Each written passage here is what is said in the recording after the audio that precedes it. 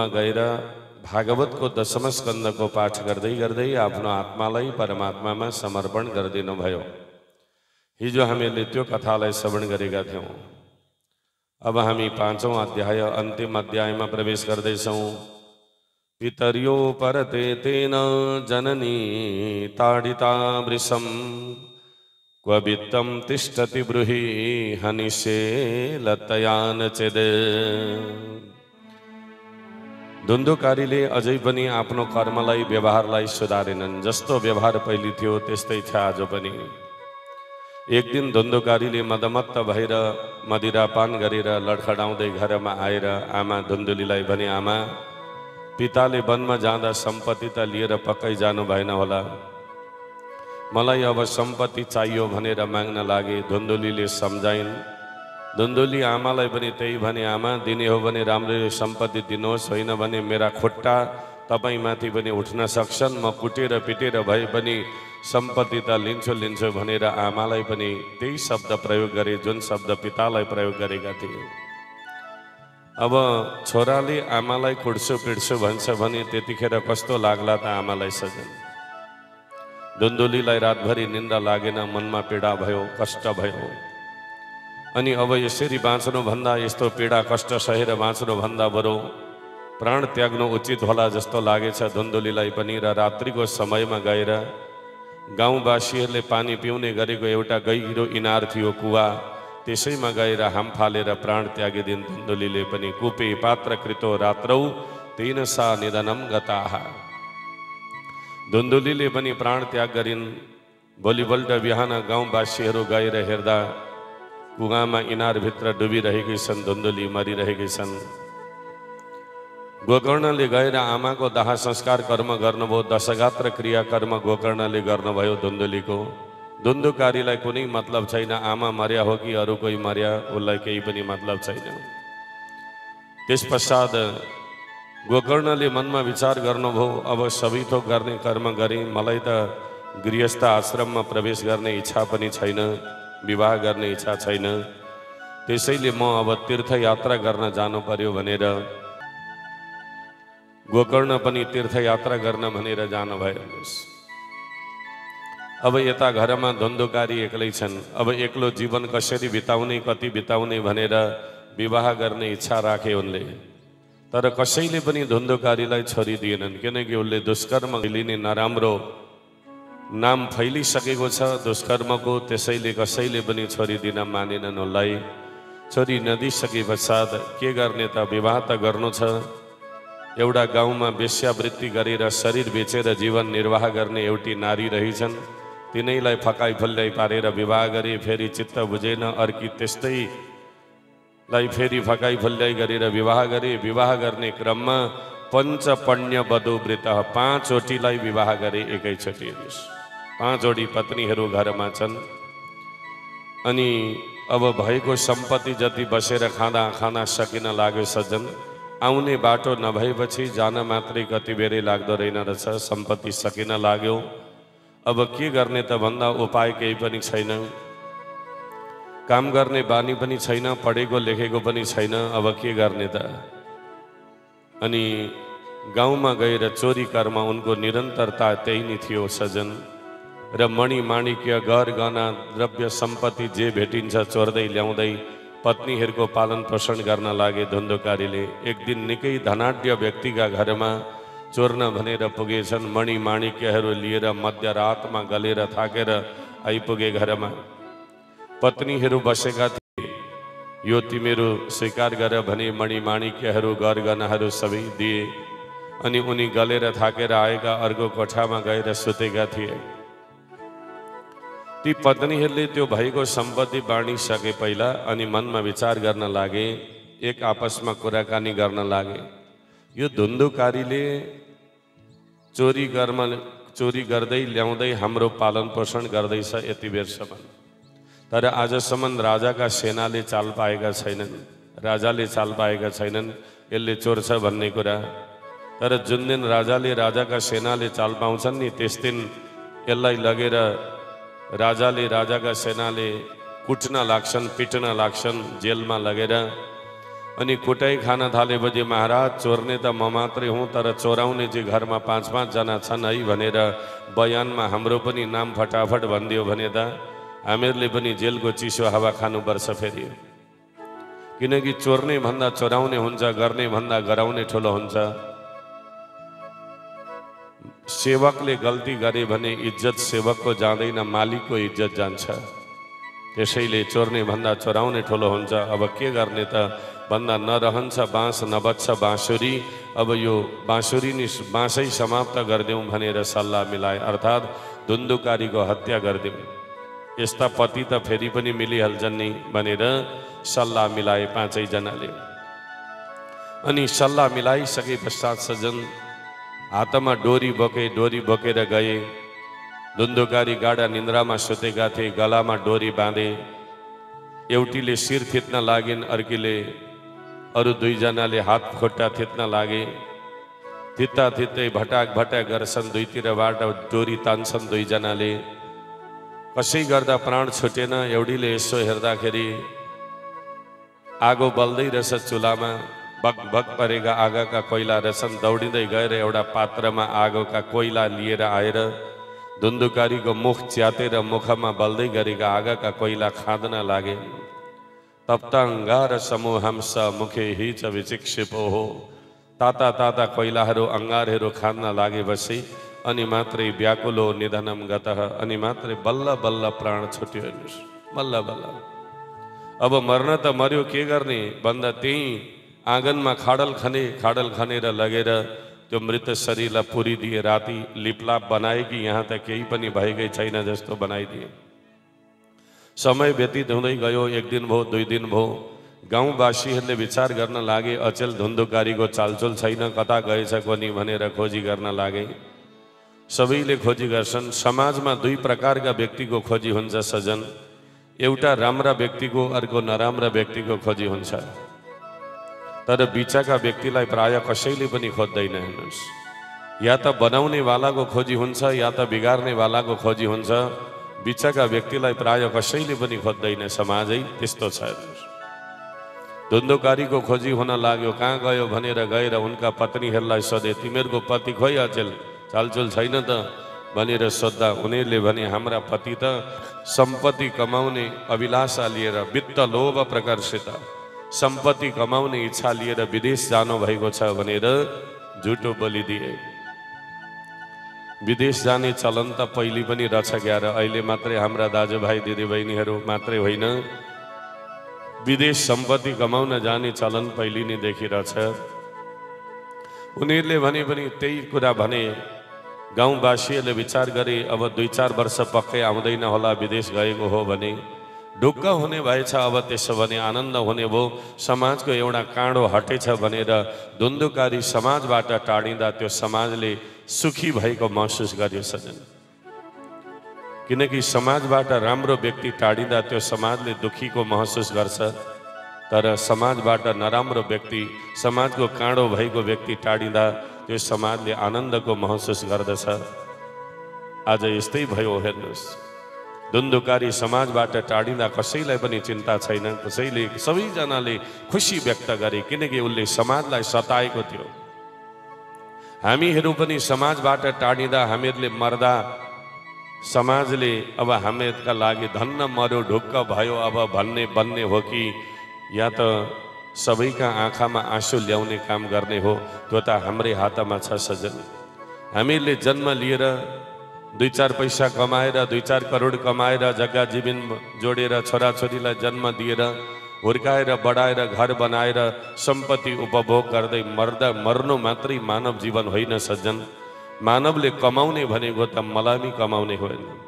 जुन दिन हामीले मलामी कमाउँछौँ त्यस दिन मात्रै हाम्रो जीवन सार्थक भएछ भन्ने कुरा बुझ्नु पर्यो। जसले मलामी कमायो नि उसले सबै थोक कमायो जीवनमा। तर जसले सम्पत्ति मात्रै कमाएर थुपारेर मर्छ उसको कुनै मूल्याङ्कन हुँदैन यो दुनियाँमा सजन। कुनै मूल्य, किनकि सम्पत्ति नकमाउने को छ यो दुनियाँमा? सबैले कमाएको छ।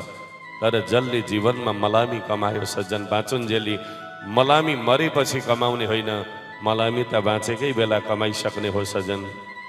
त्यो कर्म हामीले गर्न सिक्नु पर्यो। हेर्नुहोस्, हामी मर्दाखेरि हाम्रो मृत शरीर परिवारले बोकेर काँधमा बोकेर मसान घाट लिएर जाँदा हाम्रो मृत शरीर मसान घाटमा पुग्दा पनि मलामीको ताती घरबाट हिँडेको अझै पनि नसकियोस्। सबैले मलामीको प्रशंसा गरून्, सबैले आँखाभरि आँसु बनाएर त्यो ईश्वरसँग प्रार्थना गरिदिउन् कि हे परमात्मा, यो समाजको भलो गर्नेवाला राम्रो व्यक्ति थियो, आज मरेर गयो, यसको आत्माले शान्ति पाओस् है भनेर प्रत्येक व्यक्तिले रुँदै रुँदै आँखाभरि आँसु लिएर भगवानलाई प्रार्थना गरिदियोस् हाम्रा लागि। त्यस्तो कर्म गर्न सिक्नु पर्यो सज्जन मानव भएर। यदि त्यो कर्म गरियो भने मात्रै मानव जीवन सार्थक भयो भन्ने कुरा बुझ्नु पर्यो।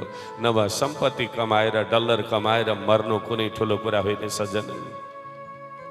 धुन्धुकारी समाजबाट टाढिँदा त्यो समाजले सुखको महसुस गर्यो। त्यतिखेर समय व्यतीत हुँदै गयो, ती पत्नीहरूले पनि त्यो घरलाई छोडिदिए, उनीहरू गए अन्यत्र अर्को पति खोज्न। उनीहरूको त कामै त्यस्तै थियो। प्रस्थान गरी उनीहरू घरमा कोही छैन। एक दिन तीर्थयात्रा गर्दै गर्दा गोकर्णलाई आफ्नो जन्मभूमिको याद आएछ। हेर्नुहोस्, किनकि जननी जन्मभूमिस्थ स्वर्गादपि गरीयसी, जन्म दिने आमा र आफू जन्मिएको हुर्केको ठाउँ मान्छेले कहिल्यै पनि बिर्सिनु हुँदैन सज्जन। जसले आफ्नै आमालाई र माता पिता र जन्मभूमिलाई बिर्सिन्छ त्यो मनुष्यको जीवन दुःखमय हुन्छ जहिले पनि। हेर्नुहोस्, उसले कहिल्यै पनि त्यो कुरा बिर्सिनु हुँदैन।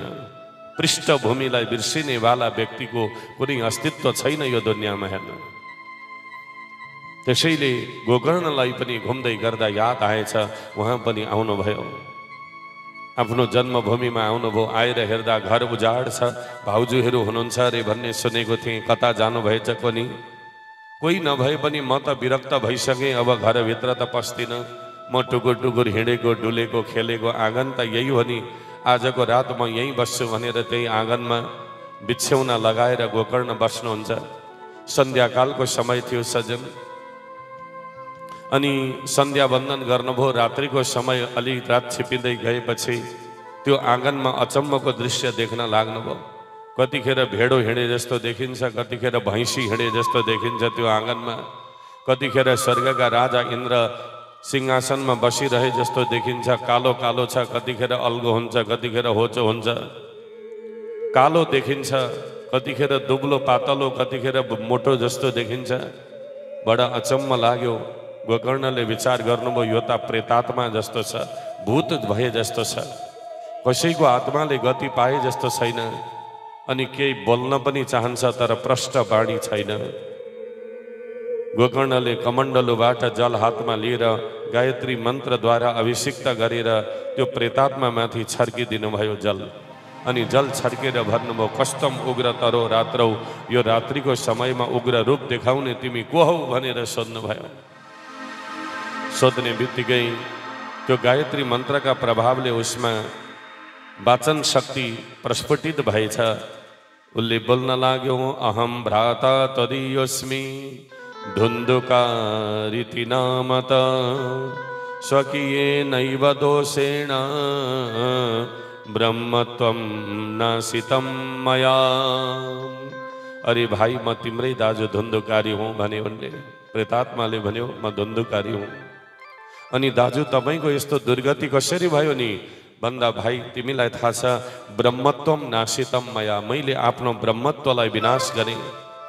मैले ब्राह्मण कुलमा जन्म लिएर पनि मैले आफ्नो जीवनलाई बुझ्न सकिनछु। वास्तवमा मैले मांस आहार गरेँ, मदिरा पान गरेँ, चोरी गरेँ, दुष्कर्म गरेँ, दुर्व्यवहार गरेँ, समाजलाई सताएँ, अनि 5-5 चोटि वेश्यावृत्ति गरेर जीवनयापन गर्ने नारीलाई जीवन सङ्गिनीको रूपमा स्वीकार गरेँ। मैले माता पितालाई दुःख दिएँ, मेरै कारणले पिताले वन जानु पर्यो, मेरै कारणले आमाले कुवामा गएर हाम फालेर प्राण त्याग्नु पर्यो भने मैले दुष्कर्म मात्रै जीवनमा गरेँ, सत्कर्म एउटा पनि भएन भाइ। त्यसै कारणले गर्दा मेरा पत्नीहरू भनाउँदाहरूले मलाई गलामा डोरी बाँधेर मार्न चाहे, अनि बल्दै गरेका आगाका कोइला मुखमा खाँदेर मलाई मारिदिए। भाइ, मेरो आत्मा तडपिरहेको छ, मेरो आत्माले गति पाएन। मलाई कसैले दाह संस्कार गरेन, पिण्डदान गरेन, जलदान गरेन, त्यसैले गर्दा मेरो आत्माले गति पाएन। तिमी त मेरा बन्धु हौ, सहायक हौ, मलाई मेरो कल्याणका लागि केही उपाय गर भाइ भनेर भन्न लागे। गोकर्णले भन्नुभयो, तपाईँका नाममा मैले गयामा गएर पिण्डदान गराइदिएको थिएँ, हजुरको मोक्ष भएन भन्नुभयो। गोकर्णले त्यति भन्ने बित्तिकै धुन्धुकारी रूपी प्रेतात्माले भने कि गया श्राद्ध सते नापी मुक्तिर्मे न भविष्यति। भाइ, तिमीले मेरा नाममा एउटा पिण्डदान गरायौ होला, तर मेरो गयामा गएर 100वटा पिण्डदान गर्दा पनि मेरो मोक्ष हुनेवाला छैन, किनकि मैले त्यति धेरै दुष्कर्म गरेको छु जीवनमा। अरू कुनै उपाय गर भनेर भने। ठिकै समय केही उपाय गरौँला भन्नुभयो। समय व्यतीत भयो। भोलिपल्ट बिहान भएपछि ठुला ठुला विद्वानहरू, गुरु, सन्त, साधु, महात्माहरूलाई गएर सोध्नुभयो। गोकर्णले यो प्रेतात्माको मोक्ष के गर्दा होला भनेर सोध्नुभयो। कसैले पनि उत्तर दिनु भएन, सही निर्णय दिन सक्नु भएन। त्यसै कारणले गर्दा पर्सिपल्ट बिहान गायत्री मन्त्रको जप गर्न भनेर गोकर्ण बस्नु भएको थियो। त्यतिखेर भगवान सूर्य आकाशमा उदाएर आउनु भएछ। सूर्य उदाउने बित्तिकै गायत्री मन्त्रको प्रभावद्वारा गोकर्णले भगवान सूर्यको वेगलाई रोकिदिनुभयो। तुभ्यम नमो जगत साक्षिन् ब्रूहि मे मुक्ति हेतुकम। हे भगवान सूर्य, प्रेतात्माको मोक्ष के गर्दा होला भनेर सोध्नुभयो। भगवान सूर्यले भन्नुभयो, श्रीमद् भागवतान् मुक्ति सप्ताहम वाचनम कुरो। हे गोकर्ण, तिमी प्रेतात्मालाई मोक्ष गराउन चाहन्छौ भने श्रीमद् भागवत महापुराण सप्ताह ज्ञान महायज्ञको माध्यमद्वारा मात्रै प्रेतात्माको मोक्ष हुन्छ, अरू कुनै पनि उपाय छैन भनेर भगवान सूर्यले भन्नुभयो। गोकर्णले तुरुन्तै गाउँवासीहरूलाई निमन्त्रण गर्नुभयो। सबैजना भेला हुनुभयो अनि भन्नुभयो, हेर्नुहोस्, मेरा दाजुको आत्माले गति पाएनछ, धुन्धुकारीको आत्माले। उहाँ प्रेत बन्नुभएछ, त्यसैले म दाजुको कल्याणका लागि, मोक्षका लागि भागवत भन्न चाहन्छु। मैले स्वयं भागवत पढेको छु भने म दाजुको कल्याणका निमित्त भागवत भन्न चाहन्छु, हजुरले सहयोग गरिदिनु पर्यो भन्नु। गाउँवासीहरू प्रसन्न हुनुभयो। ओहो, भागवत सुन्न पाइन्छ भने किन सहयोग नगर्ने, अवश्य। तुरुन्तै सबैजना मिलेर त्यसै दिन व्यास मण्डप निर्माण गरिदिनु भएछ। श्रावणको महिना थियो, साउन महिना थियो, सबैले व्यास मण्डप निर्माण गरिदिनु भयो। सम्पूर्ण देवी देवताहरूलाई स्थापना गरेर पूजन आराधना गरेर गोकर्ण स्वयं व्यासासनमा बसेर भागवतलाई प्रारम्भ गर्नुहुन्छ। मेरा दाजु धुन्धुकारीको आत्माले मोक्ष प्राप्त गरोस्, सद्गति प्राप्त गरोस् भनेर दिव्य सङ्कल्प गरेर दिव्य भावनाद्वारा अनि भागवतलाई प्रारम्भ गर्नुहुन्छ। जय शब्दम नम शब्दम शङ्ख शब्दम चकारयत। जय जयकारका घोषहरू गर्दै शङ्ख ध्वनिलाई उच्चारण गर्दै अनि भागवतलाई प्रारम्भ गर्नुहुन्छ। भन्नु भागवत भगवानको जय हो। भागवतलाई प्रारम्भ गर्नुहुन्छ अनि जब त्यो सङ्कल्प गरिसकेपछि धुन्धुकारी रूपी प्रेतात्मा घुम्दै घुम्दै घुम्दै आउन लाग्यो। प्रेतात्मा भनेको वायुको स्वरूप हुन्छ, हावाको स्वरूप हुन्छ। ऊ घुम्दै घुम्दै आयो। उसले बसेर भागवत सुन्न चाहन्छ कतै। कसैले त्यो व्यास मण्डप निर्माण गर्दाखेरि 7 आँखा भएको बाँस लगाएको रहेछ। कसैले जानेर होइन, अन्जानमा काम पर्यो लगाइदिए। अनि घुम्दै घुम्दै घुम्दै आयो। अब त्यो बाँसभित्र त प्वाल हुन्छ नि त, छिद्र हुन्छ। त्यो प्वालभित्र प्रवेश गर्यो। ऊ हेर्नुहोस्, उसलाई बस्ने आधार मिल्यो। त्यहाँनिर 7 आँखा भएको बाँसमा प्रवेश गरेर बस्यो, उसलाई बस्ने आधार मिल्यो। अनि त्यहाँ बसेर धुन्धुकारी रूपी प्रेतात्माले भागवत सुन्न लाग्यो। निरन्तर रूपमा भागवत सुन्यो र पहिलो दिनको भागवत पूर्ण भएर जब जय जयकार लाग्यो, भन्नु भागवत भगवानको जय हो। बेलुका भागवत पूर्ण भएर जय जयकार लाग्ने बित्तिकै त्यो 7 आँखा भएको बाँसको ग्रन्थि आँखोबाट एउटा आँखो चट गरेर फुट्यो। फेरि दोस्रो दिनको भागवत प्रारम्भ भयो र बेलुका भागवत पूर्ण हुने बित्तिकै द्वितीय ग्रन्थि भेदनम, दोस्रो बाँसको ग्रन्थि आँखो चट गरेर फुट्यो। फेरि तेस्रो दिन भागवत पूर्ण हुने बित्तिकै तेस्रो तृतीय ग्रन्थि भेदनम, तेस्रो ग्रन्थि भेदन भयो।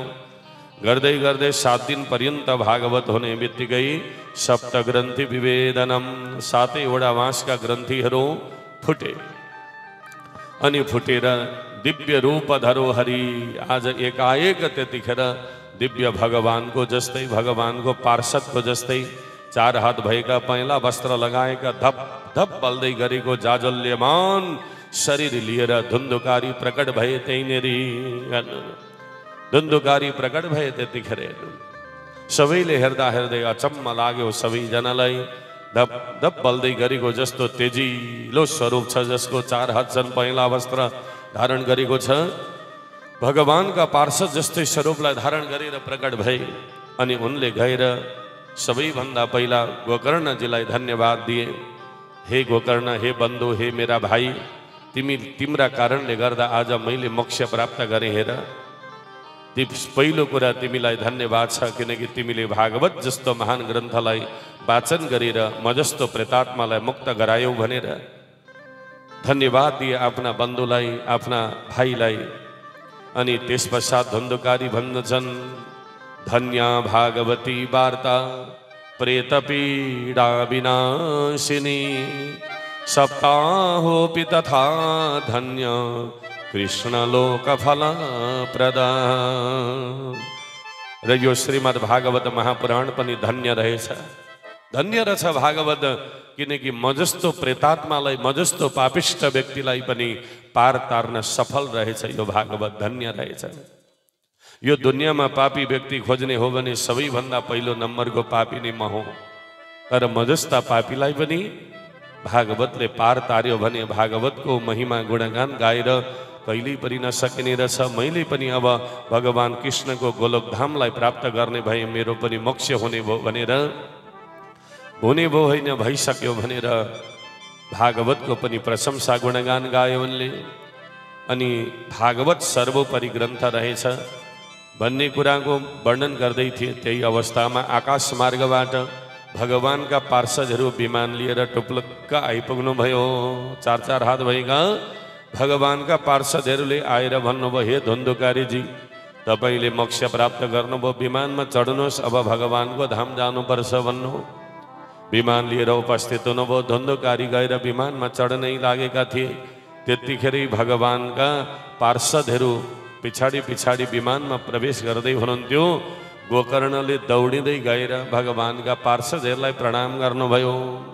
अनि प्रणाम गरेर भन्नुहुन्छ, हे भगवानका पार्षद हो, म हजुरहरूसँग एउटा प्रश्न गर्न चाहन्छु भन्नुभयो गोकर्णले। कस्तो प्रश्न भन्दा, अत्रैव बहवः सन्ति श्रोतारो मम निर्मला आनीतानि विमानानि न तेषां युगपत् कुतः।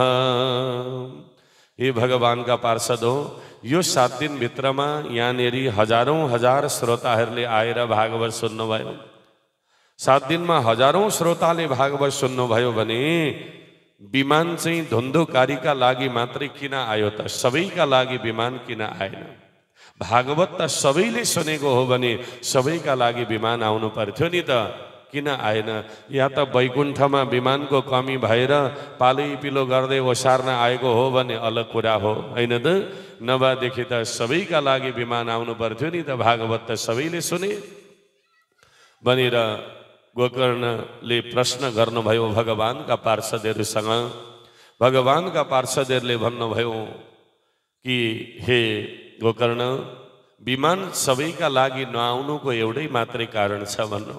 के कारण छ भन्दा उहाँले भन्नुहुन्छ, श्रवणस्य विभेदेन फलभेदोत्र संस्थितः। श्रवणमा भेद भयो, सुन्न जानेनन् अरूले, त्यसै कारणले गर्दा उनीहरूका लागि विमान आएन। किन भन्दा श्रवणम तो कृतम सर्वैर न तथा मननम कृतम। कथा सुन्न त सबैले सुने, तर सुनेका कुरालाई कसैले पनि गुनेनन्, अनि गुनेर उनेनन्, अनि धारण गरेनन्। त्यसैले उनीहरूका लागि विमान आएन। कथा सुनेर मात्रै मोक्ष हुने होइन सजन, सुनेका कुरालाई हामीले गुन्नु पर्यो। दिनभरि जति हामीले कथा सुन्छौँ नि, बेलुका घरमा गएर एकछिन बसेर त्यो सुनेका कुरालाई गुन्नुपर्छ मनले। आज दिनभरि मैले कस्ता कथा सुने, बेलुका कस्ता कथा सुने मैले, अनि गर्नुपर्ने के रहेछ, नगर्नुपर्ने के रहेछ, ती कुरालाई मनले छुट्याउने। अनि कुन चाहिँ ठिक गरिएको रहेछ जीवनमा, कुन गल्ती गरिएको रहेछ, कुनै त ठिक पनि गरेको होला नि त। अनि ती नराम्रा कुरा र राम्रा कुरालाई छुट्याउने मनले अनि ती नराम्रा कुरालाई चाहिँ जीवनबाट परित्याग गरिदिने र राम्रा राम्रा कुरालाई जीवनमा उतारेर अनि जीवन धन्य बनाउने। कथा सुनेर मात्रै मोक्ष हुँदैन, सुनेका कुरालाई गुन्ने गुनेर उन्ने अनि उनेर धारण पनि गर्नुपर्छ जीवनमा। ती कथालाई जीवनमा उतार्नु पर्यो, आत्मसात गर्नु पर्यो। भागवतका पाठ पारायणको माध्यमद्वारा प्रेतात्माहरूको मोक्ष हुन्छ, पितृहरूको मोक्ष हुन्छ पाठ पारायणको माध्यमद्वारा। यसमा कुनै पनि दुविधा छैन, कुनै शङ्का छैन। अवश्य पाठ पारायणको माध्यमद्वारा सबैको मोक्ष हुन्छ पितृहरूको। तर हामी जस्ता दाल भात खाने पितृका लागि चाहिँ जीवनमा उतार्नै पर्छ सज्जनहरू। जीवनमा उतार्न सकिएन भने कथा सुनेको कुनै पनि फाइदा छैन। र कथा सुन्ने अनि सुनेका कुरालाई चिन्तन गर्ने, मनन गर्ने र राम्रा कुरालाई उतार्ने, नराम्रालाई छोडिदिने अनि आफूले जानेका कुरा अरूलाई पनि सिकाउने, सेयर गर्नु भन्छन् नि अहिले, अरूलाई पनि सिकाउनु पर्छ सुनेका कथा कुराहरूलाई। हेर यसो गर्नुपर्ने रहेछ है, मैले त यस्तो सुने भनेर आफूले जानेका राम्रा कुराहरू अरूलाई पनि सिकाउने बानी बसारेर र आफूले पनि जीवनमा उतार्न सकियो भने मात्रै कथा सुनेको फाइदा हुन्छ सज्जन। नभए एउटा कानले सुन्यो अर्कातिरबाट उडेर गयो भने कथाले जीवनमा जति सुने पनि कुनै फाइदा छैन, जीवनमा कल्याण हुनेवाला छैन। कथा सुनेर जीवनमा उतार्ने कुरा हो। र कतिले त कथा सुनिसकेर यसो धुलो पो लाग्यो कि भनेर उठ्ने बेलामा टकटक्यामै भनेको कथा पनि टकटकिएर यहीँ झर्दो रहेछ। कतिको चाहिँ कथा पनि टकटकिएर अनि जस्तो आयो त्यस्तै गइन्छ क्यार घरतिर, होइन? कथा टकटक्याएर छोडेर जाने विषय होइन, कथा त लिएर जाने कुरा हो, आत्मसात गर्ने कुरा हो, जीवनमा लागू गर्ने कुरा हो र आफूले जानेका कुरालाई अरूलाई सिकाउने विषय हो कथा भनेको छ। अनि मात्रै मानवको कल्याण हुन्छ सज्जन, त्यसै मानवको कल्याण हुँदैन। यहाँ भगवानका पार्षदहरू भन्नुहुन्छ सबैले कथा त सुने तर सुनेका कुरालाई गुन्न जानेनन्, उन्न जानेनन्, त्यसैले उनीहरूका लागि विमान आएन भनेर भन्नुभयो। अरूका लागि विमान आएन। धुन्धुकारीले त्यो बाँसका छिद्रमा बसेर दिनभरि कथा सुन्थे अनि सुनेर उनले चिन्तन गर्थे, पश्चाताप गर्थे। हेर मैले कति गल्ती गरेछु जीवनमा, कति पाप गरेछु, मैले नगर्ने काम गरेछु भनेर पश्चाताप गर्थे। उनले सुनेका कुरालाई मनन गर्थे, त्यसैले उनका लागि विमान आयो र अरूका लागि विमान आएन। अरू श्रोताले त्यसलाई जीवनमा आत्मसात गर्न सकेनन्, आफूले गरेका गल्तीलाई प्रायश्चित्त गर्न सकेनन्, त्यसै कारणले उनीहरूका लागि विमान आएन भनेर भगवानका पार्षदहरू भन्नुहुन्छ। श्रोताका तीनटा लक्षण हुन्छन् अरे, के भन्दा श्रोता हुन्छ अनि श्रोता हुन्छ अनि अर्को सरोता हुन्छ। श्रोता भनेको जसले मन लगाएर सुन्छ, सुनेका कुरालाई जीवनमा उतार्छ, आत्मसात गर्छ, अरूलाई सिकाउँछ, त्यो हो पहिलो श्रोता। अनि अर्को हुन्छ श्रोता, घरमा काम गर्यो कहाँ जानुपर्ने थियो, अफिस हो कि अन्त हो कि कता हो, अनि कर्म गर्दा गर्दै गलियो थाक्यो पनि ओहो साँची त घिम्रे परिवारका घरबाट पुराणको निम्तो आएको थियो, आज त 7 दिन पो भइसकेछ, त एकछिन त जानुपर्ने थियो नि हो साँची। पछि फेरि आफ्नामा बोलाउँदा पनि आउँदैनन्, यसो नाकमुख देखाइएन भने त भनेर आइपुग्यो। 12-1 बजेको थियो, व्यासासनमा आएर यसो पुष्प चढाइयो। अनि पुष्प चढाएर त्यहाँबाट पछाडि हेर्दै गइयो। के हेऱ्यो भन्दा कहाँनेरि चाहिँ छ त अलिकति ढल्किएर बस्ने ठाउँको नि, अनि घिमिरेहरूले कतिको कुर्सी चाहिँ मगाएका छन् कोनी, ढाड सिधा पारेर बस्ने ठाउँ छ कि छैन, खुट्टा पसारेर बस्ने ठाउँ। गलेर थाकेर आएको व्यक्ति त्यस्तै खोज्दै गयो। अनि यसो कुनामा जाँदा अलिकति ठाउँ रहेछ, अनि यसो बसेको थियो। अब कथा चलिरहेको छ, कथा चलिरहेको छ। अब कथा सुरुदेखि सुन्दा पो चासो हुन्छ त, बिचमा आउँदा नफेद न टुप्पो, कतै थाहा हुँदैन, चासो पनि हुँदैन। अनि त्यस पश्चात एकछिन बसेर सुन्न लागेपछि बडा मिठो निन्द्रा लाग्यो। अब अनि निदायो अनि कथा सकिएर जय जयकार लागेपछि झल्यास बिउजियो। ए कथा त सकिएछ पो, अब अलिकति पञ्चामृत खाएर घरतिर जानु पर्यो क्यारे भनेर अनि जस्तो आयो त्यस्तै गयो, त्यसलाई भनिन्छ सोता। जीवनमा कहिले सुत्न नपाए जस्तो नि कहिले घिम्रेहरूले पुराण लाउँछन् र गएर 2-4 घण्टा सुतौँ भनेर, अनि आएर कथामा सुत्नु सजेन। अरे कमसेकम आइहाल्यो, समय छोडेर होइन, समय व्यतीत भइरहेको छ, आइहाल्यो भने केही न केही त लिएर जाउँ, 2-4 कुरा केही त सिकौँ, केही जानौँ, केही बुझौँ भन्ने भाव त्यतिखेर आउँदैन सजन। निन्द्रा देवीले सताउँछन्। कुनै विषयमा मन नभएपछि, चासो नभएपछि, केवल ती घरका परिवारका लागि मुख देखाउन मात्रै आइदिएपछि त्यो विषय वस्तुमा चासो हुँदैन त्यतिखेर। हेर्नुहोस्, त्यसै कारणले अनि निन्द्रा लाग्न थाल्छ, अनि सुतेर निन्द्रा पुर्याएर घरतिर जान्छन्। कति मान्छेका लागि त पुराण त निन्द्रा पुर्याउने माध्यम हुन्छ, थकाइ मार्ने ठाउँ हुन्छ। हेर्नुहोस्, अनि उनीहरू जस्तो आए त्यस्तै घरतर्फ प्रस्थान गरे, जसलाई भनिन्छ सोता। अनि अर्को हुन्छ सरोता। सरोताको काम भनेको गाई वस्तुलाई कुड्की काट्ने हुन्छ नि, त्यसलाई सरोता भनिन्छ, खोले बगाउने काट्ने। अनि अर्को पान दोकानमा हुन्छ सुपारी काट्ने, त्यसलाई पनि सरोता भन्छ। सरोताको काम भनेको काट्ने काम हो। कथा सुन्न बसेको छ, सँगै कति मजाको प्रसङ्ग चलिरहेको छ, अनि छेउमा बसेको व्यक्तिलाई यसो कोट्यायो, है यता सुन्न, यता सुन्नु न।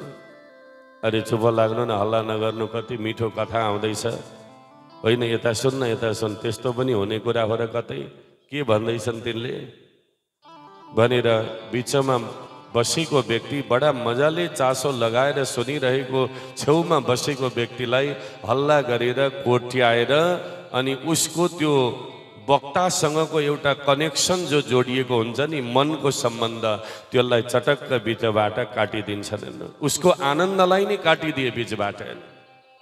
सरोताको काम के हो? काट्ने काम। अब आफूले उठेर हल्ला गरिदिँदा, उसलाई बोलाइदिँदा, कोट्याइदिँदा छेउमा बसेको व्यक्तिलाई त सुन्न मन लागिरहेको हुन्छ नि, भने त्यो पाप कर्म भयो कि भएन? आफूले गरिएको पाप गर्नु। हामी धर्म कमाउन आयौँ कि पाप कमाउन आयौँ त त्यतिखेर?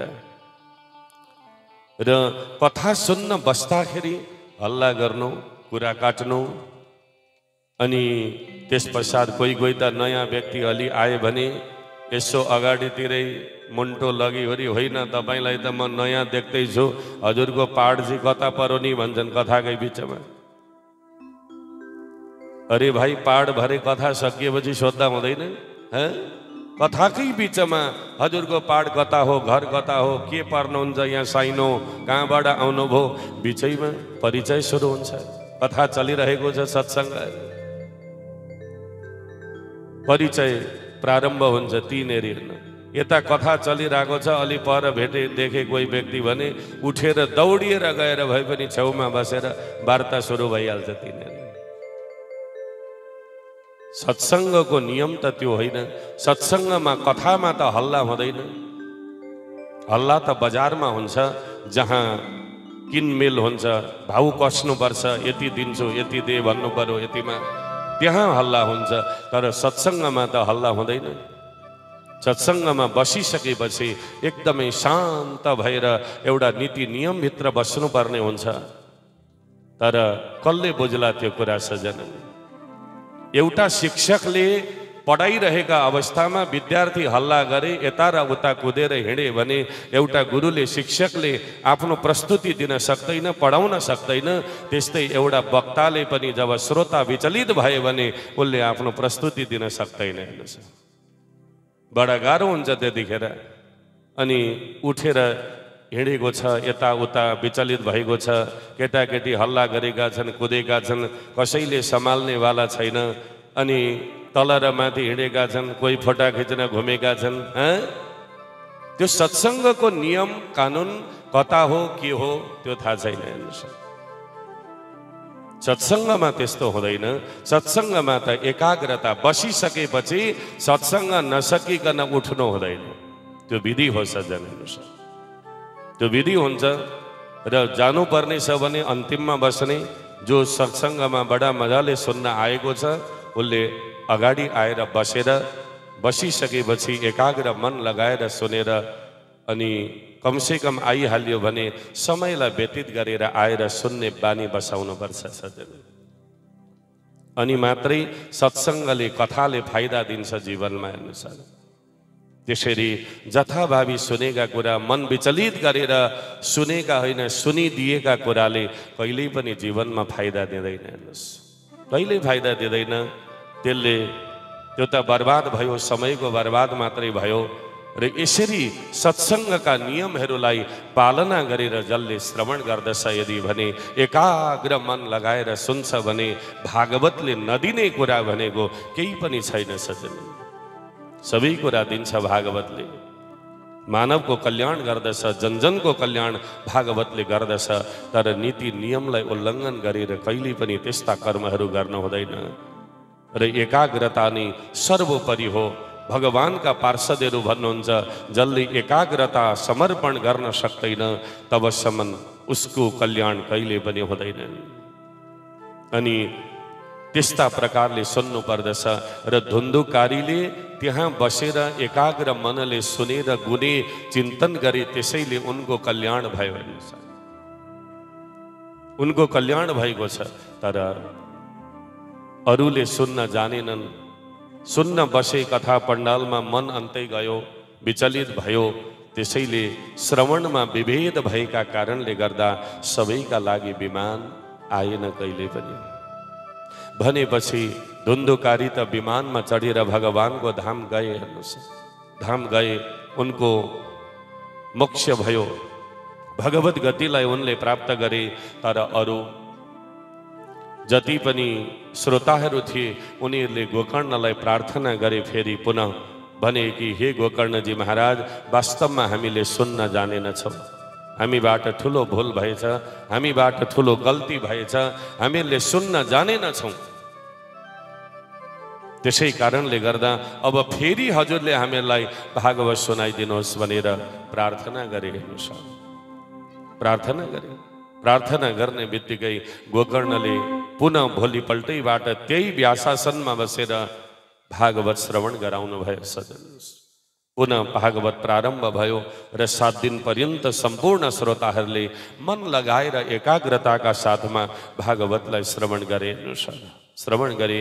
अनि अन्तिम दिनका दिनमा अयोध्यावासिनः पूर्वम यथा रामेण सङ्गताः, जसरी सम्पूर्ण अयोध्यावासीहरूलाई भगवान रामचन्द्रले साकेत धाम लिएर जानुभएको थियो, त्यसै गरी गोकर्णले शहीद बनेर सम्पूर्ण सबैले भगवान कृष्णको गोलोक धामलाई प्राप्त गरे। सबैको मोक्ष भयो, सबैले भगवत गतिलाई प्राप्त गरे, सबैको कल्याण भयो। र धुन्धुकारीले 7 आँखा भएका बाँसका छिद्रमा बसेर उनको भागवत सुनेर कल्याण भयो, मोक्ष भयो। यही विषयलाई लिएर, यही कुरालाई लिएर आज पनि जहाँ भागवत लगाइन्छ त्यसको दक्षिण र पश्चिमका बीचमा 7 आँखा भएको बाँस राखेर दिनै पछि प्रेतात्माहरूलाई आवाहन पूजन गरिने परम्परा त्यहाँबाट सुरु भएको हेर्नुहोस्। जसलाई कसैले धुन्धुकारीको बाँस भन्छन्, तर त्यो धुन्धुकारीका लागि राखिएको बाँस होइन, त्यो धुन्धुकारीका लागि राखिएको बाँस होइन। किनकि धुन्धुकारीको त त्यतिखेरै मोक्ष भइहाल्यो नि, उसका लागि फेरि किन बाँस राखिरहने के आवश्यकता छ र?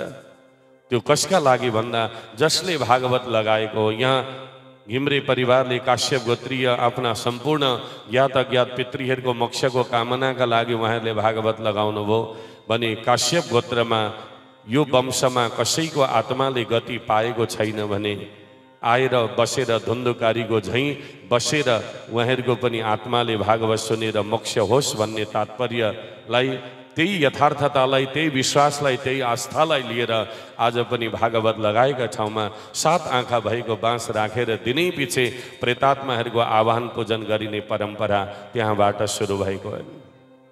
आज पनि हामी त्यही गरिरहेका छौँ र यसरी ती प्रेतात्माहरूको पितृहरूको मोक्ष अवश्यमेव हुन्छ। र भागवतको माध्यमद्वारा सम्पूर्ण सबै गोकर्ण सहित सबैको यसै गरी मोक्ष भयो भनेर सुनाउनुहुन्छ। आख्यानमे तद परमं पवित्रं श्रुतं सकृद्वै विदहेदघौगं श्राद्धे प्रयुक्तं पितृतृप्तिमावहे नित्यं सुपाठाद पुनर्भवं च। जसले यो प्रसङ्गलाई, यो धुन्धुकारी मोक्ष वर्णनको अध्यायलाई जसले सुन्छ अर्थात् सुनाउँछ यदि भने सुन्ने र सुनाउने दुईटैका पितृहरूले मोक्ष प्राप्त गर्दछन् अनि पापहरू नष्ट हुन्छन् र जसका पितृहरूका श्राद्धका दिनमा पिण्डदान गरिसकेपछि पिण्ड पूजन गर्नुभन्दा पहिले नै यो धुन्धुकारी मोक्ष वर्णनको अध्यायलाई पाठ गरेर कसैले सुनाउँछ भने पनि उसका पितृहरूले मोक्ष गतिलाई प्राप्त गर्दछन् र पितृ आशीर्वादद्वारा धन धान्य ऐश्वर्य सुख आनन्द सद्भक्तिलाई प्राप्त गर्दछन् ती सम्पूर्ण परिवारहरूले भनेर यसरी दिव्य पावन कथा प्रसङ्ग श्रवण गराउनुहुन्छ र हामीहरूले पनि यो धुन्धुकारी मोक्ष वर्णनको अध्यायलाई श्रवण गर्यौं र सबैका पितृहरूले मोक्ष गतिलाई प्राप्त गरून्। काश्यप गोत्रीय उमाकान्त लगायत सम्पूर्ण पितृहरूले पनि मोक्ष गतिलाई प्राप्त गर्नुहोस् भन्ने यिनै कामनाका साथमा र हामीले आजसम्ममा जम्मा 6 अध्याय महात्म्य प्रसङ्ग वर्णन गरिएको छ भागवतमा। सम्पूर्ण महात्म्य कथा प्रसङ्गलाई श्रवण गर्यौं सजन।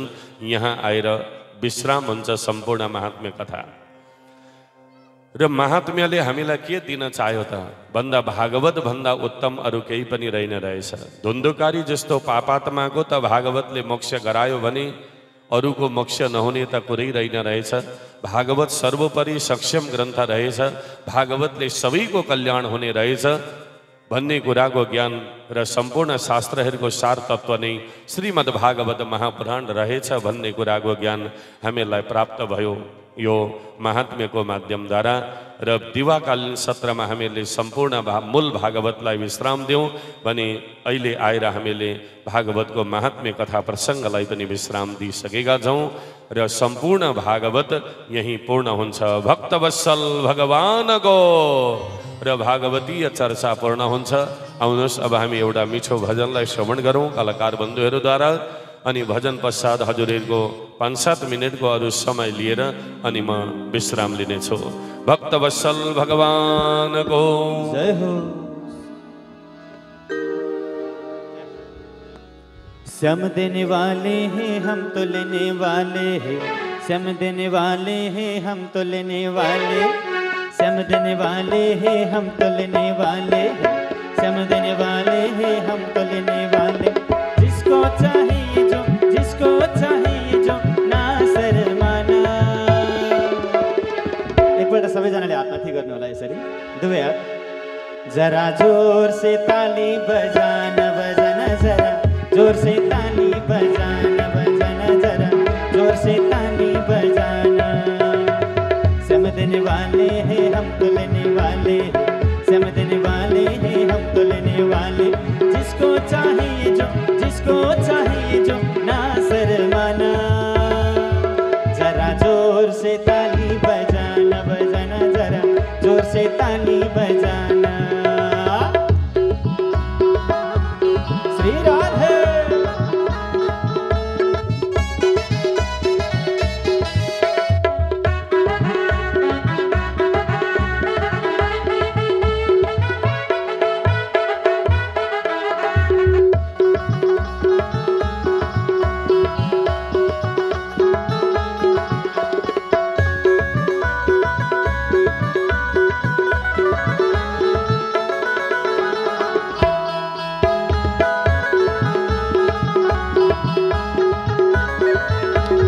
रोज रोज मांगने का झंझट ही छोड़ दो,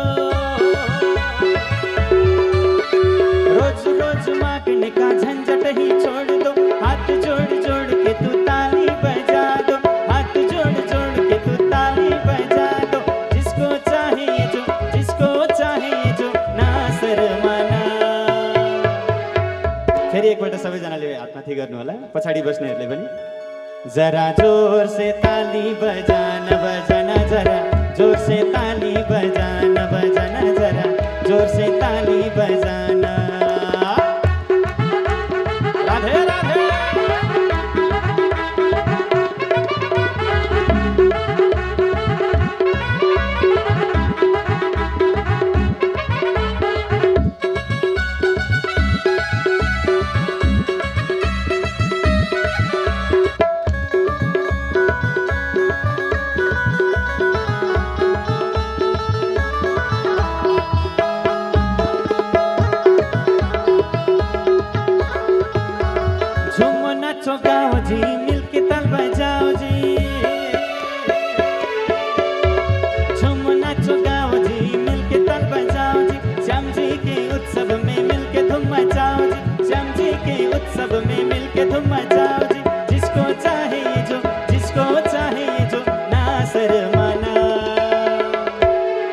अन्तिमपल्ट हो सबैको हातमाथि हुनुपर्छ है।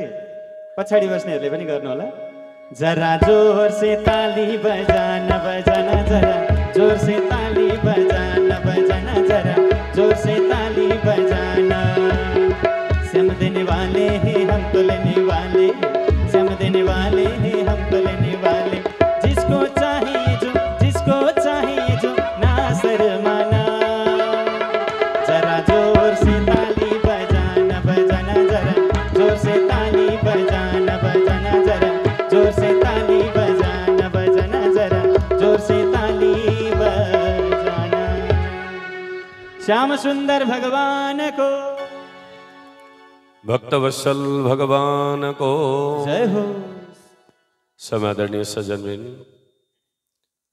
हामीले सम्पूर्ण भागवतको कथा महात्म्य प्रसङ्गलाई श्रवण गरिसकेका छौँ र अब कुनै पनि कार्यको थालनी गरिन्छ भने त्यसलाई विश्राम पनि हामीले गर्नुपर्ने हुन्छ, किनकि गुन्द्री बन्न सुरु मात्रै गरियो, बिट मारिएन भने फेरि फुक्ने डर हुन्छ। फुक्यो भने फेरि सुरुमै आइपुग्छ। त्यसका लागि जुनै पनि कुरा मजाले नातो बाँध्नु भन्छन् नि, गाँठो पार्नु भन्छन्, त्यो गाँठो पार्ने बेला अब आएको छ।